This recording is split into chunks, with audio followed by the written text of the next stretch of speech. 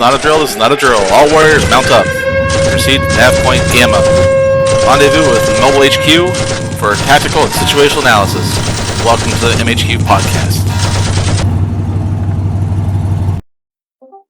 Okay. Welcome, everybody. This is Jose. Today, we're going to be discussing the strategy that was used in one of our local campaign games between Proffitt and Randall Snyder. Both of those gentlemen are on with me tonight, and so is Ron Baker. Me and Ron are going to probably go on mute for a bit so that Bradley can kick off and they can start talking about the game between Hillman and Randall. So, Bradley, take it away. All right, gentlemen. As we all know, playing a game of BattleTech and Alpha Strike, it's all based not only what units you pick, but how you play those units. And I think today's podcast we're going to cover tactics. There's no wrong way to play the game. You just got to figure out which ways work for you. One of the first things that I ever do for a game is pregame. I listen to my rock and roll music, and I sit back and I think about my units and how I'm going to deploy them on the battlefield. And regardless of what I put forward in my ideas to use in a strategy, I always remember the number one golden rule, which is no plan survives contact with the enemy. That much is true. As much as the fight that I had with Randall, he definitely came to the game with a strategy in mind, tactics in mind, and a way and a will to play those tactics to his best advantages. So, Randall, what I want from you, sir, is to not go into detail with your units that you have, but just a train of thought that you went through with your strategies and tactics that you used in our game for our campaign fight. So take it away, bro. Sure. First thing I did is I looked at the mission objectives. So we had a beachhead campaign. The idea was that I had between 3 and 9 sites on the map that I owned. And my goal was to capture as many sites as possible to add up to basically a quarter of the PV that I was bringing to the table. So I had about 75 PV that I had to capture. And we used a little table that's in the campaign guide that says, like, if you capture something that doesn't have any defenses, it's only worth 2 PV. If it's got a light defense, it's 10, 25 for a medium, and then 50 for a heavy defense force. So I came to the table with, about 350 PV of units. Not a really big force, but enough that I could achieve my objective. Wow. And with the campaign, we just randomly rolled how many sites that I actually controlled. So I had 3 sites, minimum I could get. Mm-hmm. So then I looked at the map. And I said, okay, well, if I'm going to take over these 3 sites, according to the objective, they had to start at a corner or at the edge of the map. So I looked at the most valuable sites I could find that also gave me a quick line to other objectives. So that's where we had the Chattanooga site map. So let me separate there. So you actually thought before you started your attack plan, you thought of which routes you wanted to go on the map, correct? Oh yeah, that was first thing. I wanted to see where I could go as soon as I landed. Mm-hmm. May I interject on that real fast? Go ahead. Go ahead. That could be used for any gameplay, right? You want to find your routes. Yeah, absolutely. Oh yeah, yeah. Especially on the campaign style, you look. This is like chess. You're looking to try to get your knight from one point of the board to the other. Well, how do you do that? You're going to have to move 3 different times to get there. Same thing in this format. So yeah, once I grabbed those initial sites, I was already clustered there beside some other sites that I wanted to get. But I had a hovercraft, and it was the only hovercraft I had.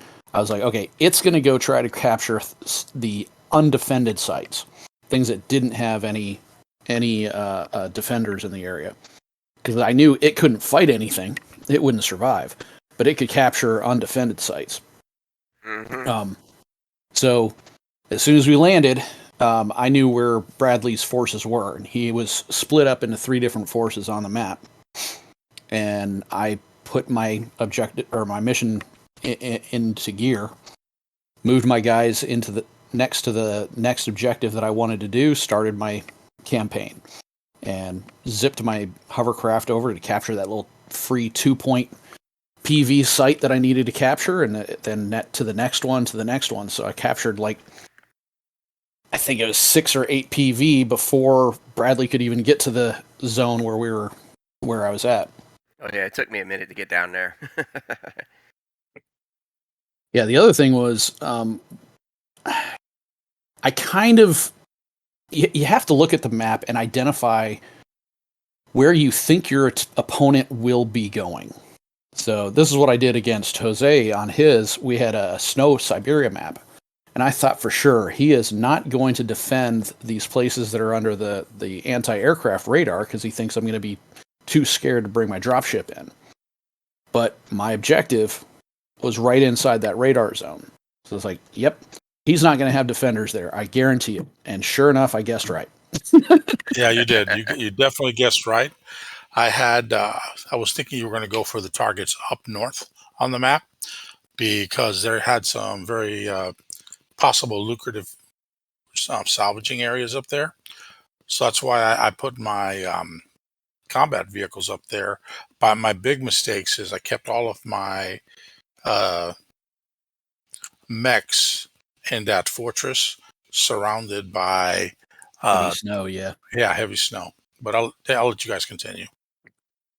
Yeah, and that kind of looks back at, looking at your map and identifying where are your routes. So I would have done the same thing. I would have put some hovercraft out there, something that wouldn't have been affected by the terrain. As a defender, I would have been looking at that and saying, okay, well, I got this fortress that's in the middle of the snowbank that I can't move ground forces easily. Maybe I'll put aerospace fighters there, VTOLs and hovercraft, something that can zip across the terrain faster. But see, so that's also, another thing in tactics and strategies is knowing who you're playing against. You'll play differently against each player that you play a game with. Some players you'll play the reconnaissance type style combat where you're fast paced because you know your other opponent's going to be very fast. You're going to have speed units. And then you have the type of players like me where you guys know when you're going to play against me that there's going to be a brick wall. So you have to have an army to be able to smash into that brick wall and not only contain it, but actually maybe overcome it. So that's another thing in tactics and strategy that most players don't think of is thinking about who you're playing against. Definitely. Yeah, I definitely agree with what Bradley just said because every time when we got together for our large 48 versus 48 mech game, Kirita versus Davion, I had a mix of mechs. And his mechs, I don't think you had that many lights. You had more mediums, heavies, and assaults than I thought you'd bring. But it turned out to be a good game either way. But you're right. You really have to think about the player and what the player likes to bring. Yeah, Bradley typically goes for a little heavier force. I tend to be more mobile. The force that I brought to both Jose's and Bradley is my mercenary force, and I randomly generated it. So I didn't know what I was going to get until I first dropped it together for Jose's fight. That's exactly the same thing too. My force that I was playing against you with was completely random. I was not able to cherry pick what units I wanted. Yeah, that right there is learning how to play with a mixed bag of grab units and do the best you can. That's definitely where learning to use your tactical movements, your formation movements, and learning your zones of fire, alleys, lanes of communication for lances, making sure no enemy gets behind you. You just got to take that all into consideration and apply those same things to whether it's an army that you built or an army that somebody just says, here you go, this is your army to play with. You got to learn how to play on the snap and play with the best what you got. Yeah, and with the campaign guide, you've got garrison forces. You have no idea what you're going to get. You could get the absolutely bottom of the barrel force, which is what Jose had to defend a city with. He had, actually, no, that was what you had to defend a city with. No, that was yours. That's what I rolled in our more recent game. Yeah, that was the bottom of the barrel for the the small forces. Yeah, because But it the was force that I like had what? against you was a decent force. Yeah, the first one was 4 APCs and one ground infantry. It was like that was going to get stomped no matter what. Yeah, it was. I agree. But still, I mean, that was the only unit got into a fight was that defense force because my mechs and nothing got there in time. Right. You don't definitely outsped me all the way. Well, I didn't speed you. I looked at the map. I figured you probably weren't going to be where I was going to be at, and I had at least 3, 4, 5 rounds before you could get to me. Well, I did that the same with the map that we're playing on now, because I tried to land as far away as I could from any of your forces, for as many of your forces as possible. That's why I went to the very bottom of the map. Right. And I kept my drop ship on the ground, so I can return to my drop ship quickly and jump to another part of the map once I got you to commit to that map. What I did not expect was for you to get a lucky roll and be able to lift off with your drop ship from that area in 2 rounds, unlike when I rolled to lift off from my area to go to your second area. I had 6 turns, 6 game turns, or 12 hours of game time, real time, to get from one location to the other. So basically, you had a free run at that second location. Right. And that's part of the looking ahead. Mhm. I was trying to figure out when I did my roll to see how soon my dropship was going to land.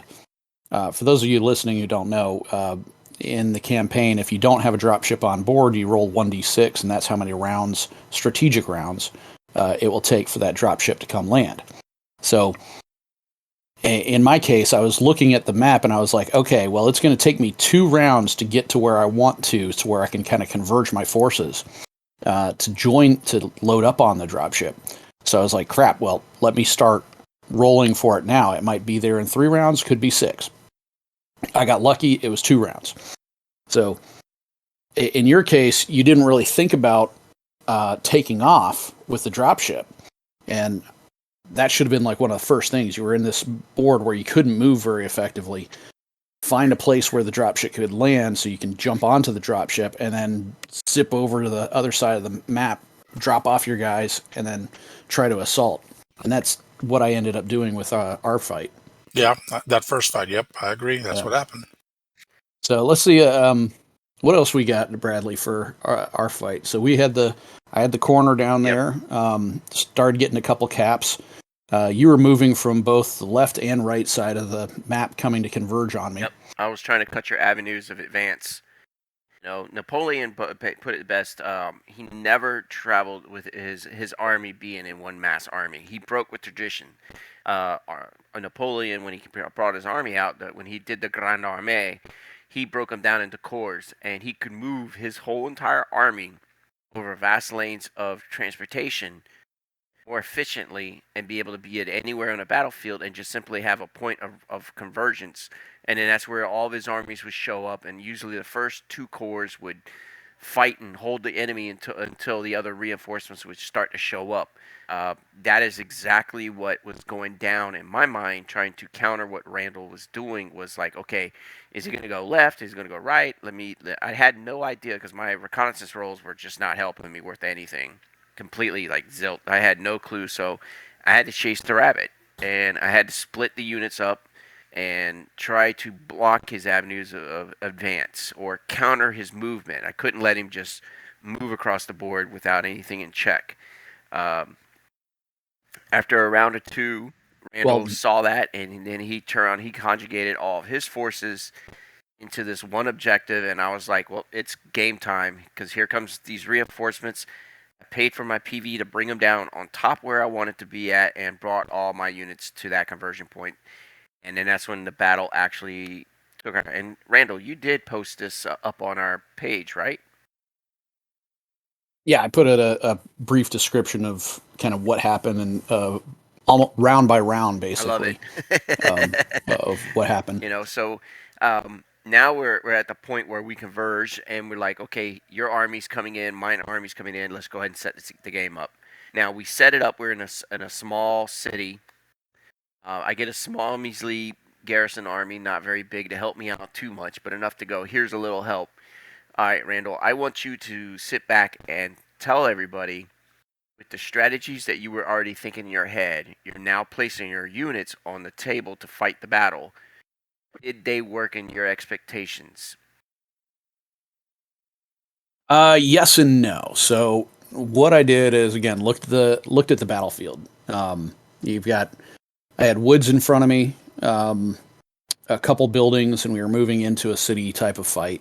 I put my guys. I had VTOLs on either side that were going to act as flankers and spotters. They were really ineffective in any other capacity because they only had short range, minimal damage. The bulk of my force was going to actually punch on the left-hand side. I wanted to pick one side to kind of beat up on. Bradley, I looked at when he deployed, he was spread out kind of wide, but he had quite a few flankers. So at that point, I was like, okay, his flankers are going to jump me at some point. So I want to stay back far enough that his back line has difficult shots for me, but I'll have short and medium shots at his flankers that are hard to hit. And then that's pretty much what happened. When we engaged, I moved forward. Now, once you Bradley, your attack came in, you got me all turned around. Yes, sir. I had mechs everywhere, but I was far enough away from the front lines that his back line wasn't really able to effectively hit me. The other thing that I did is I had 2 aerospace fighters coming in to harass his backside. So Bradley, you also had 4 turrets that were in the area. Your backfield included 3 heavy long-range mechs. Yeah, there was that right? Vision Quest, which was a complete oddity. Never seen that mech before. It was a catapult, and what was the other mech? I can't recall. Yeah, trebuchet. Trebuchet. So medium. But yeah, little long-range guys. Most of these guys were shooting me from indirect fire. Mm. So I knew I was going to have to get back there. The other thing is, we knew the rules for the campaign. The campaign includes morale checks. So when you're outnumbered, there's a check to see if your forces just panic and decide to run. And then after that, if you lose 25%, and then 50%, and then if your commander is killed. So I knew one of those in the backfield was the commander. I figured it was the Vision Quest because that was the unique unit back there. My second guess would have been the catapult. So I focus fired on him. So my aerospace fighters came in, harassed the backfield. I did used battlefield support to hit the same targets. And that was about the same time as when your flanking forces came in and jumped me. Now, the flanking forces, holy crap, infantry tore up my Vindicator. 2 critical hits, 2 engine hits. This thing still has armor, but it's dead on the field because of 2 engine hits. I'm like, really? Are you kidding me? I think it's funny, but the only one who, when they play infantry, scares me in our group is Bradley. Yeah, because he gets them right on top of you. Yeah, he does. He does. Not afraid at all. You gotta use all your units in the battlefield. The infantry are the low form, but they're such a force multiplier. And what I mean by that is, when you think of tactics and strategy, is picking units that you can use for multiple tech capabilities. The infantry are great at aerial denial. They're great at spotting, and they're also great for doing exactly what I did to that Vindicator, which is anti-mech attacks. And it's an immediate chaos, and they acted just like what infantry should do. Now, of course, the Battle Master and the 2 tanks just turn around and splatted them. But in my eyes, as playing the game, they did their job. They took out a mech, and they severely damaged one of his tanks that could only go, 2 inches? Yeah, by the end of it, with motive damage, I had 2 inches of movement left. It was just brutal just to have that go through. And one of his poor mechs, oh my god, the what was the type of transport? It looks like starts with an M, a Mauler or something like that. I can't think of the name of it. Yeah, the Maltier. Oh, I turned Maltier. around and just saw the back, and I just went charge. Yeah. You know, so I mean, having tactics and strategy, you got to also be ready to, when you think about your strategies, is how to deal with your opponent. Randall knew going into that fight I had infantry. Do you think you dealt with them efficiently? Yes and no. So infantry is almost always bottom priority. Had I been able to get a spotter closer, so my VTOLs, one of my VTOLs got shot down early. I was like, you need an 11 to hit him. Sure enough, you rolled an 11. Really? Yeah. Boom. It happens. So my other VTOL could have possibly, skirted the ground, gotten a flank, and I could have used indirect fire to destroy your transport before it even got to me. That probably should have been my objective early on. That said, if you had deployed your infantry more than 6 inches away, they would have been low on my priority list. I still would have been ignoring them until they got within, striking distance of those anti-mech attacks. Heck, I probably would have used my tank to run them over. Yeah, but those, you got to remember that infantry are riding in that transport. It's not the speed of the infantry that you got to worry about. It's the transport that they're in. That was an 18-inch reach. Oh, I know. That's why I was like, ooh, at least these don't totally suck. I mean, my normal go-to transportation for infantry is a maximum. It's got more fire. Yeah, it's got much more armor protection and damage capacity, and as the time progresses, it has all the other things bobs for it as well. Yeah. So I mean, the timeline. Better. Yeah, that's another key thing too. Is when you're dealing with strategies and tactics, is the timeline in which you're playing. Certain units are better than others in certain times. Like I'll tell you right now, I turned around it after my last campaign fight, which I just got a freebie because it was peace and quiet. I took the pay and just like, screw it, I'll take the whole unit there. We'll get the max I can get for this. And I went shopping in my new timeline and I saw the Warhammers and I was like, I already had 6 Ds. They have the max armor. For Alpha Strike, they're the best. But in Classic, I hate not having that SRM-6 launcher. But in Alpha Strike, it's the best heavily armored battle Warhammer. But the 3050 Warhammers were just under armor, and it was only still keeping my Warhammers. I use them at long range. I don't like to move them up too close because they're meant to sit back and just pop, pop, pop, pop, pop all day long. Right.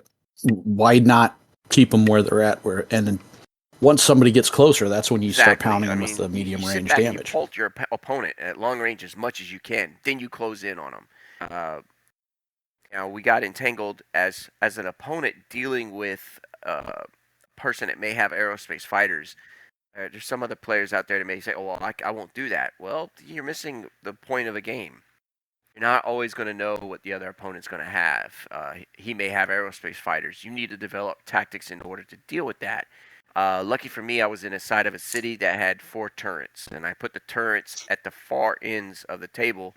So regardless wherever Randall came in, at least 2 of my turrets would be able to get guns on target. Other thing you do is don't bunch up.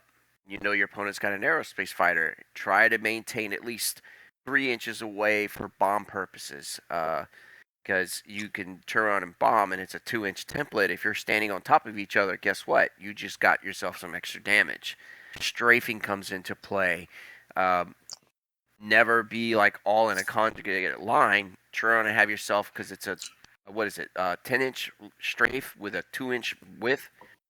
So again, that's where that 3-inch rule comes into play. 10x2. Spread the love. Yes. Brad. Although I agree with you about the aerospace, when you're first starting out in a campaign, on our campaign, with 500 PV, taking a couple of VTOLs and a couple of aerospace fighters really reduces your fighting strength on the ground. In my opinion, I would rather have those as upgrades as you progress. Then you start bringing them in. Like right now, I only have a single VTOL in my starting force because I wanted to have enough infantry. I wanted to have combat engineers. I have 3 tanks. I have a missile boat, and I have the mechs that I wanted in the force to start with that worked within my era and there's nothing wrong faction. with Right. that at all. I definitely could say that when you deploy your armies and you know you're going to be dealing with aerospace fighters, you definitely want to spread yourself out. I have been in a few games where my opponent had the aerospace fighters, and I had to develop tactics on how to beat that. And that's exactly what Randall took to his advantage, was having aerospace assets. It helped him immensely because he severely damaged the commander, put damages on targets, and his turnaround was able to eliminate my commander and force me to roll, which I rolled a 5. it was pitiful. Yeah, so for people who don't know, you roll a skill check of the current commander on the field. So his original Skill commander 4. was what, skill 3? And Yeah. did you have he was skill 4? Okay. So yeah, your next in line was most likely skill 4 too. So then there's a +2 modifier for having your commander killed, and then another +2 modifier for being at 25% of your forces killed, and another 20 +2 for being at 50%. So he was at skill +6, so he needed a 10, and he rolled a 5. Huh. The way the morale rule works, if you fail by 4, in his case he rolled 5, failed by 5, but failing by 4 is a full-on surrender. We are beat. We're done. We don't want to die anymore. Yes. Now, most of the case, let's say you've got multiple guys that have skill 3. Your commander dies on the battlefield. Well, you still have a skill 3 guy there. That would have reduced your possibility of surrendering by 1. Yeah. But luck of the dice, you're in the panic. You just lost half your force right there. Because on that round, I took out your infantry, 2 of them. Yeah, the 2 transports. And I think 2 hovercraft. Yep, and I was well on my way to destroying the dragon that was flanking on my right side. Yeah, the crab was tearing into the crab, yeah. Be pretty brutal.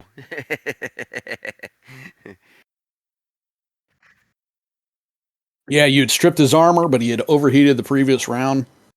The thing is, my battle master and everybody else was just back up, turn that way. It's going to be like, you're dead this round. Kabloom! But the surrender came first. And that was also part of the plan. My goal was to force those morale checks. So by staying back and allowing your flankers to come in, that gave me the chance to whittle you down to 25 by 25%. So that there was at least a chance that you retreated. You could have recovered the following round, but yeah, I didn't know what was going to happen. But give yourself that opportunity because the rules allow for it. That roll, I was like, "Are you kidding me?" I had no chance to do anything after that. I was just like, "That's the end of it." You played as part of you thinking about what you wanted to do before the game started. You thought about your moves. You thought about damage. How can I damage to make the rolls? You played tactics and strategies based on the rules, and there's nothing wrong with that at all. Yeah. Now I want to get back to Jose, your point on the aerospace. So one of the reasons why I was perfectly fine with keeping aerospace in my force. Now I randomly rolled them, but I was like, you know what? Since I got them, I'm going to keep them. I could have, after my first mission, sold them off to buy something more valuable to Right. me. But I like the flexibility.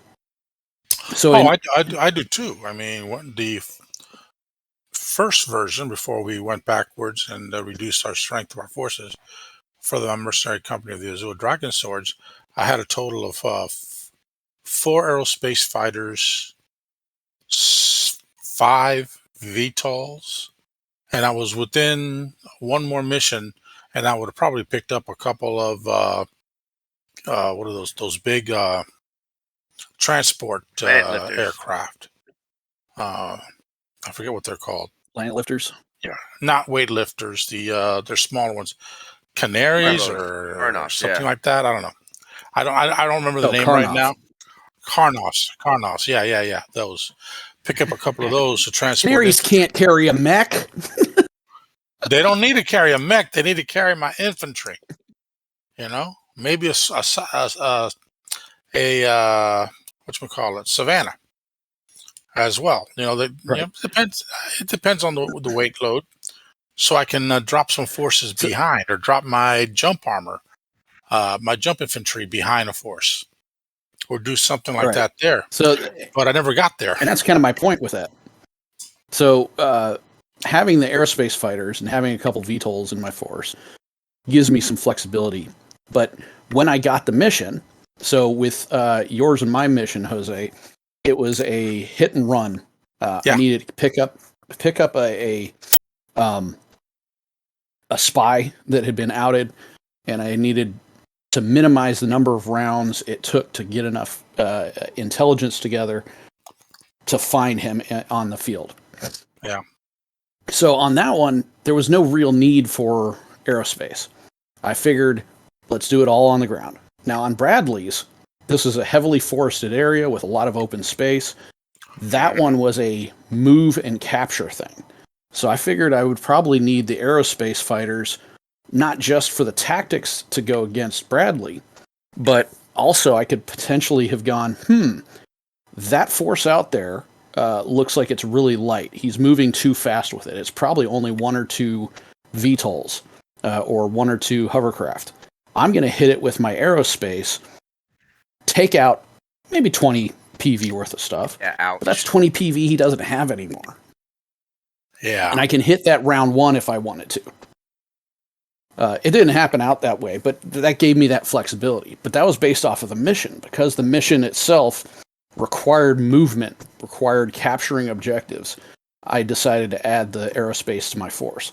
I also knew, getting back to Bradley's point about know your enemy, Bradley likes to set up in the backfield. So he does very similar, where he keeps his main anvil in the backfield, and then he hits you with the hammer, that flanking unit. Yeah, you definitely needed to hit those back. I had to hit that. And you knew exactly how to do it, because you've been through it, you've dealt with that before, and you're like, nope, I've dealt with that before, and I need to deal with that person's tactics and strategies before I can move on to the next. That's another thing about tactics and strategies, is definitely knowing your enemy and taking their advantage and turning it into their disadvantage.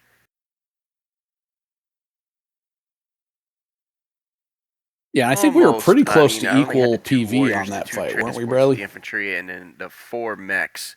I had made a critical error in my movements.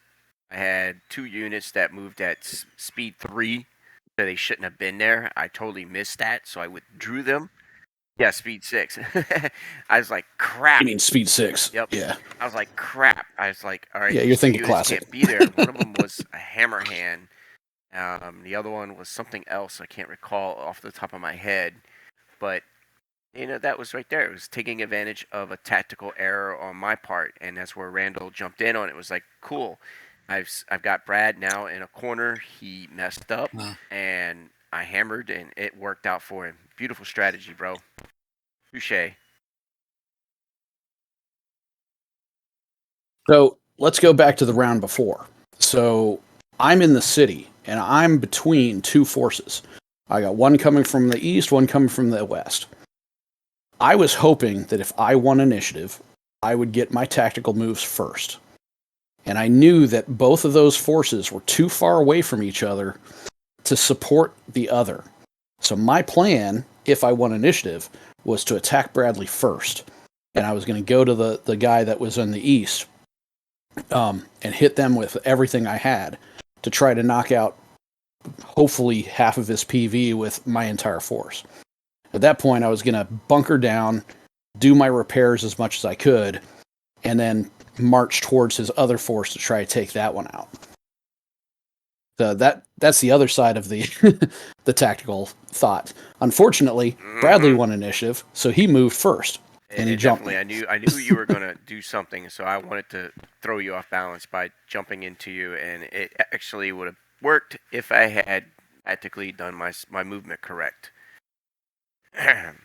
Touche again on that one.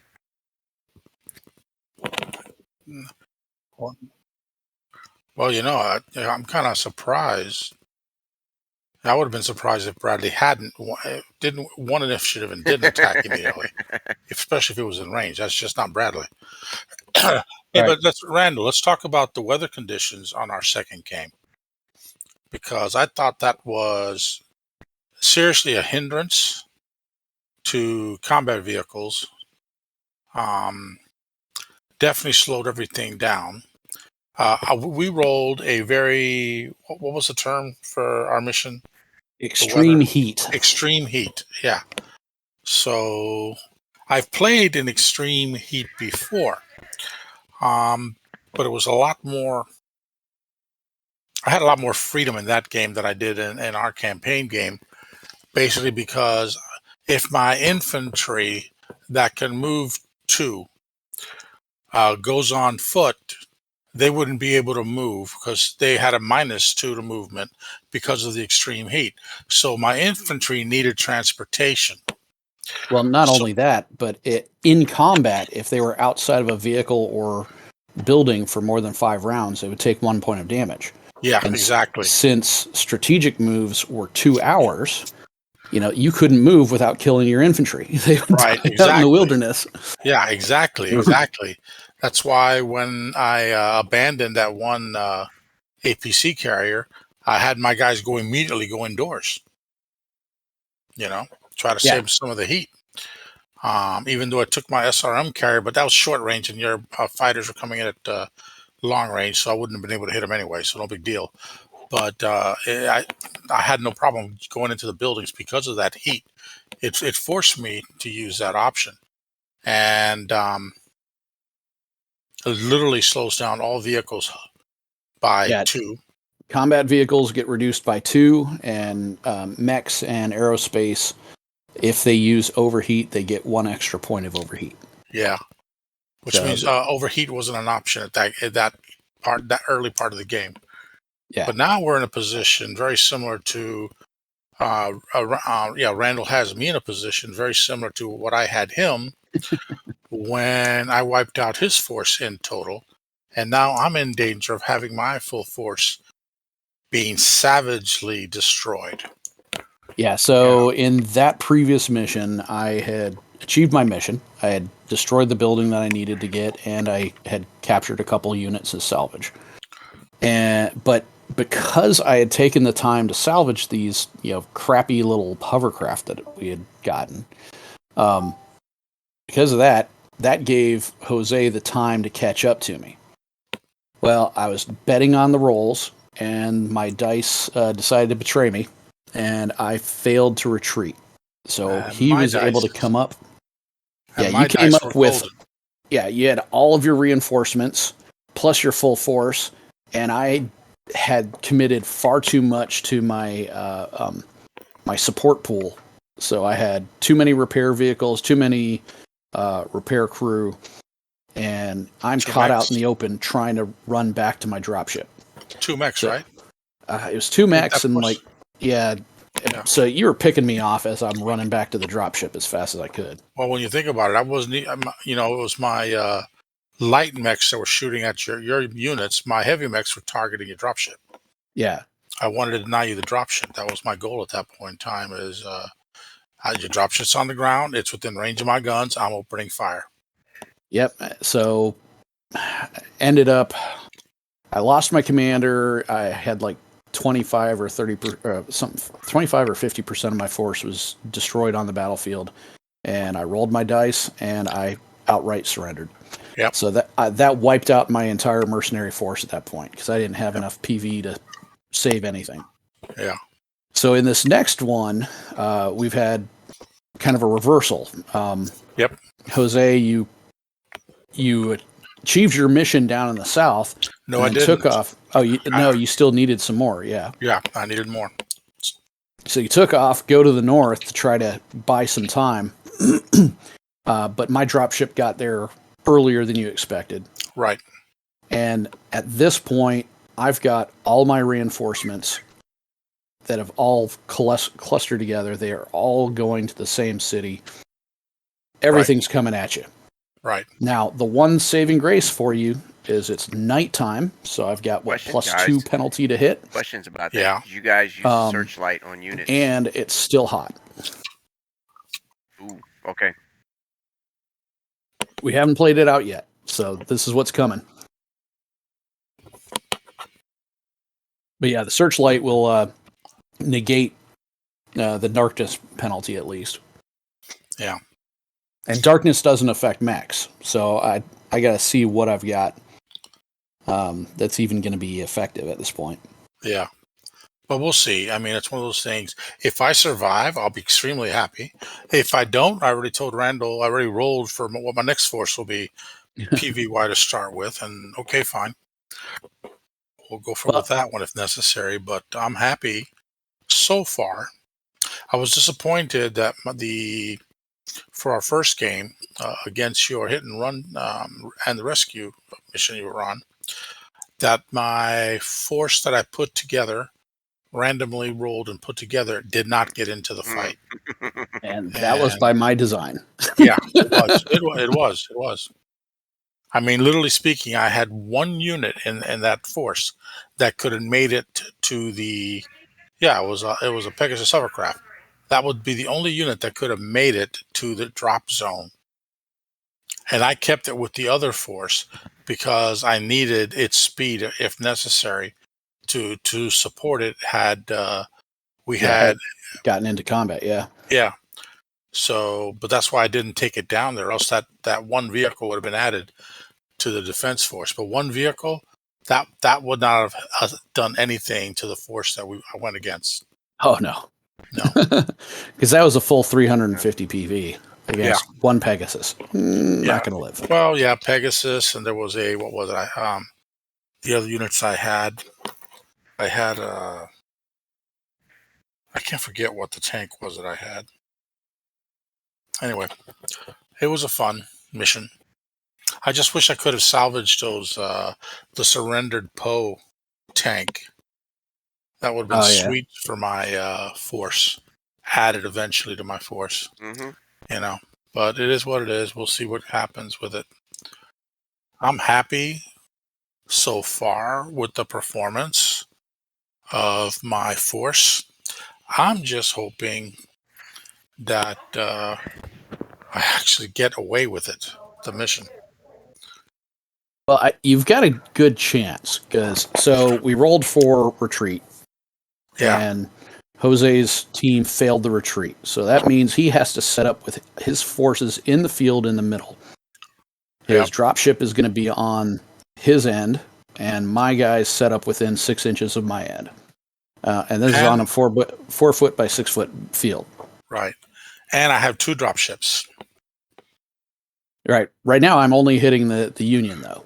Right. So I'm hitting your employers because I'm trying to deprive you of succeeding your mission. Right. But I'll now, be firing round back. One, my fortress will be firing back at you. Well, no, you can only have one dropship on a battlefield at a time. Then you're not going to see the Union. Because I'm specifically hitting the Union. That's the point of the objective. So, as the attacker, I can choose which dropship. Okay. Then my question is this: and how does that mission work? Because if I get my normal transport dropship, and they're going to add another dropship, so I can put on board and they can lift off with the forces that I've recruited for their faction. Okay. How can I? Why Size, can I bro. not have That's 2 why. drop ships in 1 hex? Well, yeah, you're talking about less. So one battlefield, 4 foot by 6 foot battlefield, is less than a half a kilometer wide. So you got to figure they've got to have at least a kilometer of separation between them. Okay. Okay. So that's my logic on it, and why you can only have one dropship. It also cleans things up as far as your battlefield. So okay, so you have 2 dropships on the ground. I just circle around to the left side, so that I'm only attacking All right. one of them. Fair enough. Yeah, Fair enough. your other one's out of range. you know, you I'll can argue it just- any way you want. Right. That's fine. That's fine. So the other side of it is, let's say you have a Aerodyne dropship. The attacker gets to choose which flank it's going to attack from. So anybody but a fool is going to attack from the aft, because nobody has a whole lot of damage capability on a dropship from the aft. That's the weakest part of your dropship. So yeah, I'm So you're shooting it talking in the butt. All right, leopards and boys. those type. All right, now Yeah. I want to spend the Okay. next few minutes talking about a few things on strategies and tactics. Things that I feel are imperative that some people can go, well, I think Sure of enough. real world events. Okay, well, basis of all my strategies is by far the Horns of Africa from the Zulu tribe. Where you have in the center is all the stronger, more experienced warriors, and on the flanks was the younger, less experienced but as fast warriors. And then the Zulu would just come up on their enemy and have the center take the blunt, because they had the most experienced warriors that knew how to fight that fight.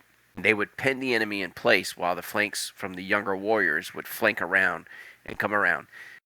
That has always been my go-to strategy. It's never failed me.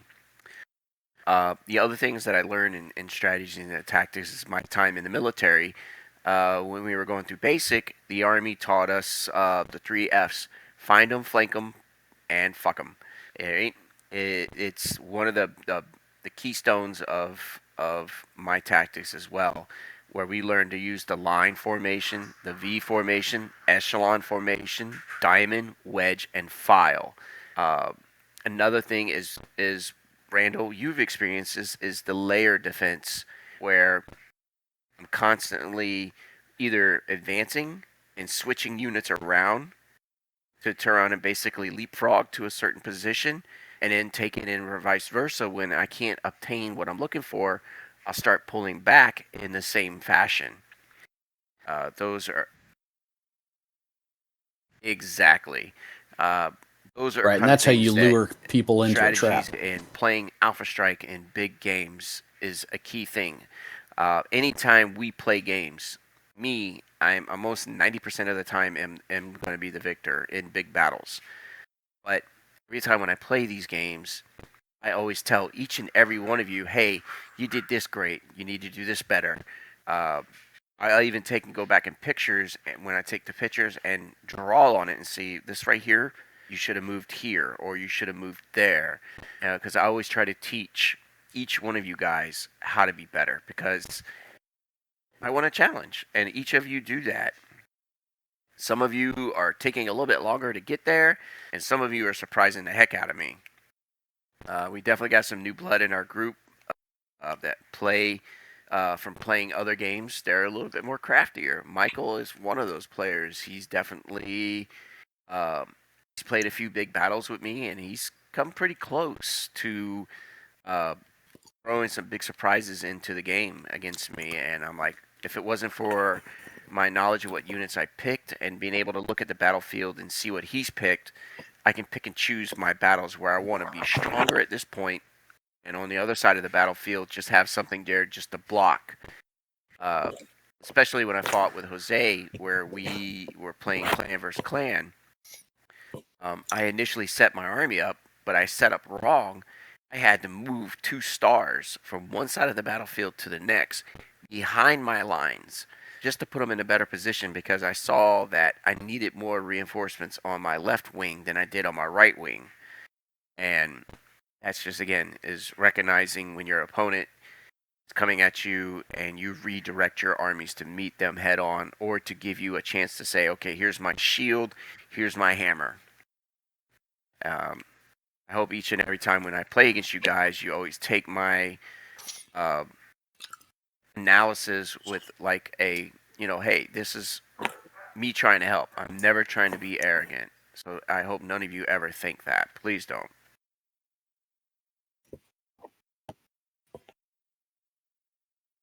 No, I don't.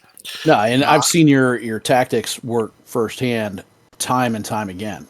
So I want to kind of go back to the layered approach. So what ends up happening? So Bradley will come up in a block formation, or like you said, the V formation. So his guys are all basically moving as one unit in that formation. So I will get a good shot on, say, his lead guy, closest one to him. Boom, he's down to 50% armor. What he then does is he backs that guy up to the back of his formation, and the other guys move forward. So he doesn't really move the formation much, but his guy is now 3 inches, 6 inches further behind. So for me to get that same guy, to get those critical hits, to take him out of the fight, I have to move at least a couple of my guys within closer range of 4 of his guys. So I will guarantee lose one of my guys because it's going to be 4-on-1, killing me, versus my one that's trying to get the guy that's damaged in the back. So if you fall for that trick, it's a brilliant tactic, and I've seen people fall for it time and time again. So you've got to go, okay, you got to remember that guy's damaged, but you've got to change your angles so that you can go, okay, now I can get him from a flank over here that he's probably not even looking at. And I've caught you a couple times doing that. So all of a sudden, I'll have a medium range shot from like a VTOL that he wasn't paying attention to or didn't think had a line of shot. And I'm like, nope, I got that line. Boom, critical hit. That guy's now out of the fight. And I've reduced it without putting the rest of my force in danger as a result. But you've got to have those flankers that can do it. And if you cluster up together in just one big mob of death, it's going to fail if you have somebody who's doing what Bradley's doing with the layered defense crush system. An opponent if they come at me like a mob, because they're just going to continue using that blunt point to try to keep pushing into my force. And all I do is just focus fire, put miniguns on that lead element, and just start taking them out. And usually I have my missile boats in the back. They're usually not hitting the targets that's in their face. They're hitting the spotter that's able to hit the units in the back and start doing damage to them. And what it does is causes a chaotic thought through my opponent that goes, oh crap, he's not only hitting me from the front, but he's also hammering me from the back. That's where the finger of God came into play. You remember that, Randall?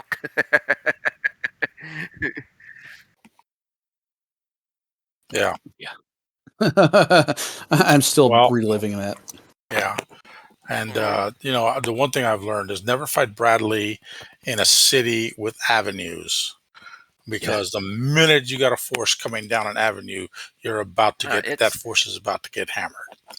Artillery or straight fire from the opposing side. I have never seen, I think I've seen your layered defense in our Curita Davion fight. Most appropriately displayed to me was how you did that, especially when I noticed all of a sudden toward the end that there was like 6 mechs in the back that just moved up to the back of the last buildings and didn't move from there. I mean, if you and turns out those were your artillery mechs, and they did work on my forces. His first game with me, his official first game playing Alpha Strike, he tried to send 2 full mech lances as a flanking attack. I didn't have anything fast enough in mech forces to get to him, but my infantry, I had literally put 2 companies of infantry on those 8 mechs, and they just took them all 8 out in one swoop. Critical hits were phenomenal. So in tactical analysis, let's get ready to close, guys, is I would say this. Anytime you see infantry on the table, always consider them to be a threat. Try to kill. Exactly. You ignore them, I'm going to kill you. That's the bottom line. And the best thing to do is to try to kill the transport the infantry in, but if you can't, then take out the transport and then just deal with the infantry later.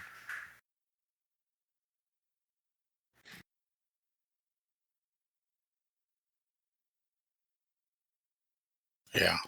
Yeah, it's interesting because I just reminded me of a game that I played against Jose Mata when WolfNet came down to critical hits and had that tournament 2 years ago. And Jose made a mistake of dismounting his infantry unit. And by the time his infantry unit got into position where it can threaten anything of mine, I had taken out every unit and I had 5 mechs coming down on that one infantry unit, giving me the win in the game. And at that point, without transport, that foot platoon didn't have any say in it because he wasn't going to get anywhere near any one of my mechs. Yeah, kill them before they threaten you. That's the best thing you can do. Yeah. Yes, absolutely. So you don't really have to kill them. You just have to try to keep, if you're playing immobilize them, like a battalion-sized saying, force, Bradley. try to keep your lances together. Keep the 3 lances that are per company supporting each other. Basically, like picture this as it's a line formation where you see 4 up front, and then off to the right of it is another 4, and then in the middle there'd be 4 that's kind of centered in the middle of them all. What that gives you the opportunity is to take the 2 that are in the lance in the back and divide it in half to where 2 can support this lance and 2 can support that lance, and you can do that even with companies and put 2 companies up front with a company in the back that provides fire support to either side, and that is very hard to crack. I think you've experienced that one, Jose, a lot. Randall, you and I have not played a big battle like that size yet. Yeah. Oh, that was just. I gotta say, we had the Battle of Coventry that we reproduced, and that was a massacre. The PV equaled out with the 2 units because we basically played with whatever units was in the book. We didn't get to pick. We didn't get to choose. We took the skills of the unit. We took the unit that was there, that model, and we played the game. And as far as the BV value, it was pretty much even. So some of those games you can turn around and relive those games and play those battles out. The forces are equal, and you got to learn to also. Yeah. Yeah, other ones it's completely unbalanced though. Yeah, so it's hit or miss because we did another one with a clan versus Intersphere, and it just the scenario was so heavily in your favor. Yeah, I can't remember which one it was, but oh my lord, it was a massacre. It was a plop, pop, dead. More fighting right there,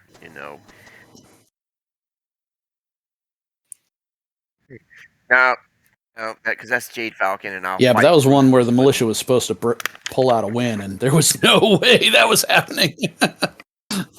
Yeah, well. So let me just go ahead and quickly close with this, gentlemen. All right, guys. Well, it's about time, don't you think? I watch the Fields of Armor, dog fights, shows, and I get ideas from those. If anybody wants to know some details about that, please message me, and I will be more than glad to send you videos that I watch that shows how to do those kind of things.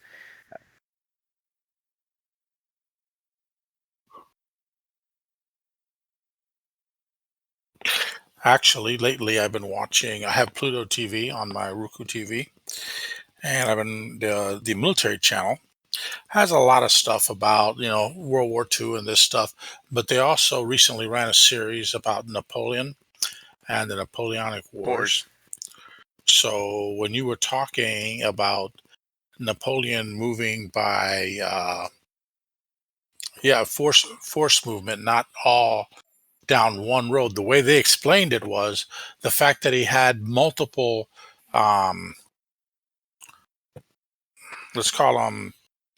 let's say he had multiple armies on the field, okay, because they were more the size at that point in time of what an army would have been. Let's say he had an army going down one road, another road, and 3 other roads with armies going down them. Fine and dandy.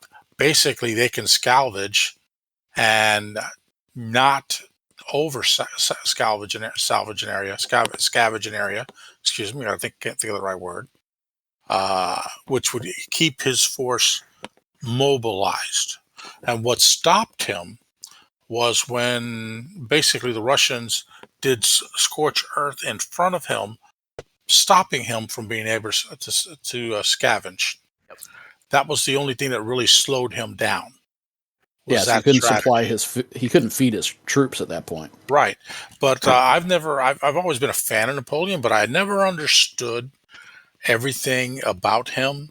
It was more a biographical story that I saw, but they had so much of his tactics. And I don't consider him, like one of the guys that was talking about him, consider him the most recent replica of I don't know about that. Alexander the Great. And I think to myself, no, sorry, Alexander the Great's still better than Napoleon. But I would think he was, because he conquered more with less equipment and less capability. And he was really good at getting his conquered troops to join him on the next fight. Well, that's a great discussion for the next podcast. Yep, it is. You got it. Hey, Ron, anything to say? Yeah, I just been here listening because I've been quiet. But I was curious what y'all think about the change. Y'all you guys were dead talking about now. infantry and stuff. Much. What do you think about the new itera for changing infantry can move now after dismounting? Oh, I haven't heard that, so I'm going to look it up. Yeah, seriously, when did that come out? It's coming out. I don't know when out, but it is on the itera table that infantry can move when they dismount. They can move half of their movement and still get their modifier. So elementals can basically jump off of next now after they dismount and jump in to get their movement. Well, that's one of the reasons why I'm thinking of getting a cardinal. So and putting that. They can't jump off a cardinal. They can jump down, but they still get. If they have jump jets, yes, they can. Yeah, but it's got the para special too. Yeah, there's rules in it. It's kind of fickle reading, but there's still things on there where you can't put certain elementals on the outside of certain aircraft, even if they're Omni now. Oh, I wouldn't put them on the outside. I'll put them on the inside and have them jump out like they do now. Fine.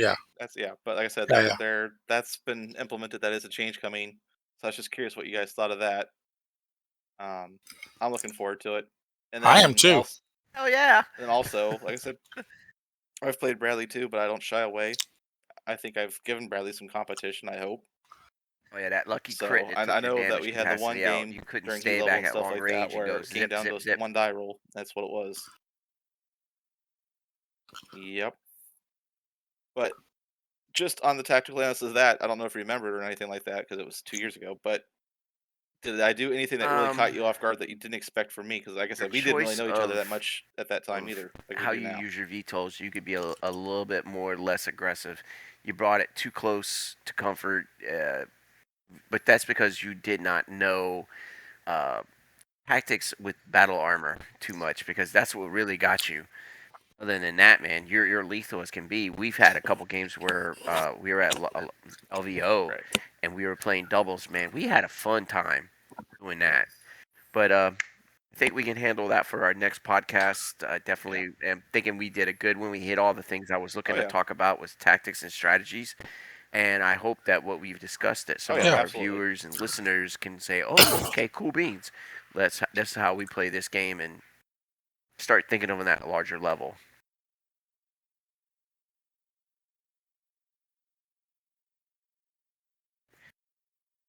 Yes, absolutely. Correct me if I'm not wrong. This is the more route we're going to go. We're going to talk about certain games that we've done, kind of technical analysis stuff and stuff like that. Correct? Yeah, I think that's what we're going to call our niches. Is we're going to do stuff like that. Yeah, we'll talk. That's what we're talking about, and we're also talking about stuff he just brought up now, where there's thinking of making a rules change in that, because we'll definitely want to play test the crap out of that when that comes out. Well, it's coming. It's coming. It's actually in the pipeline. I know it is. I've seen the itera. And I'm not breaking NDA or anything like that, but it's been published. But there's a itera. You can actually get it online and look at it. Of kind of the changes. That's it's about time. I'm glad for that. Well, let's put it this way. I know that they're announcing that there'll be a new issue of the Alpha Strike Commanders Edition coming out in February or March of next year. So changes there are coming. Yeah, and like I said, I'm looking forward to it. And like I said, it's just a balancing thing, I think. Yeah. But it's definitely gonna change the way things are played, because I know in certain scenarios now you don't have to get up on something to drop it off. You can sit there, get close, have a unit jump or move and get in that area. It's gonna be interesting, that's for sure. Yeah. And as usual, I am painting during the podcast, just so people know. Oh, nice. And this one won't be shown though.